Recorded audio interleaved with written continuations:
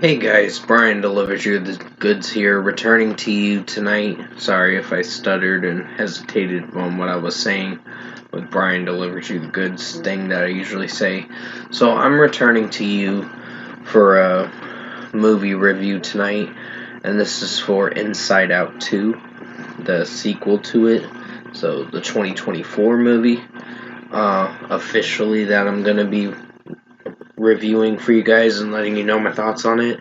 So I'm going to discuss what I watched for Inside Out 2, the 2024 film, and let you know my initial thoughts on this hour and 36-minute movie.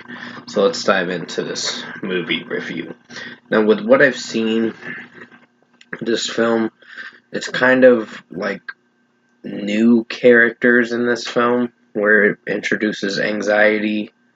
I guess the character that's aloof, boredom, or whatever, is, I call it boredom. Embarrassment and envy are the new ones. And still the same joy, disgust, anger, fear, and sadness are still in from the original movie, are still in the second one. But then anxiety decides to try to take over everything and destroys a lot of stuff. It's kind of like sadness destroying everything from the first movie, but this time it is basically anxiety taking over and kind of making her have panic attacks. Riley, of course, in this film. So I think the movie was pretty good. Probably one of the strongest films this year. Um, I would say this one was a step down from the first one. Not the worst film. It's still pretty strong. It had some really good moments. So I don't know. These Inside Out movies have been pretty good so far. So I can see why this movie is probably gonna win an Emmy or something. For best picture, best uh script and all that. I don't know. But I think with this film, they go to the back of Riley's mind just to save uh, the "I'm a good person" statue that was presented on at the beginning of the film. But then Joy makes a decision. Excuse my yawning.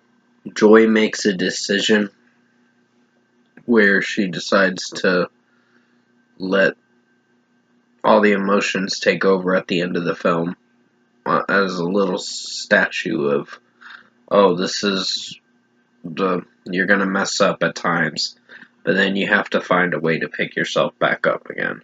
So there's a lot of positivity with this film, and a lot of interesting characteristics that one person should try to have, and then should try to figure out how to overcome sadness, anxiety, fear, envy.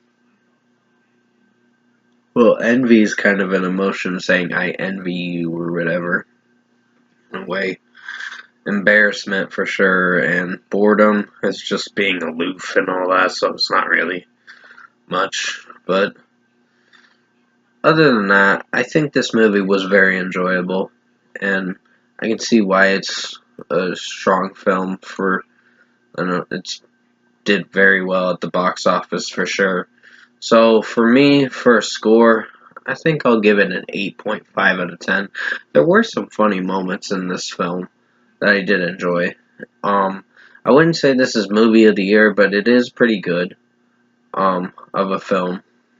And there was this thing called Pouchy in this film, and then Anger kind of goes digging inside Pouchy and just says, "Give me the bombs." And he's like, "Ah, sure, take it, whatever you need." it was it was some funny shit, but other than that, the humor in this was a little better than the first film. The first film still was strong, probably one of my favorites. The second film is pretty good too, but I gotta see if it's a grower to being one of the best movies of the year, but who knows. I think it is a pretty good movie, for sure, but my score could change later on. I don't know.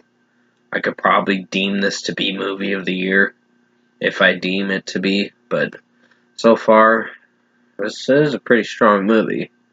But I might have another movie that might be movie of the year.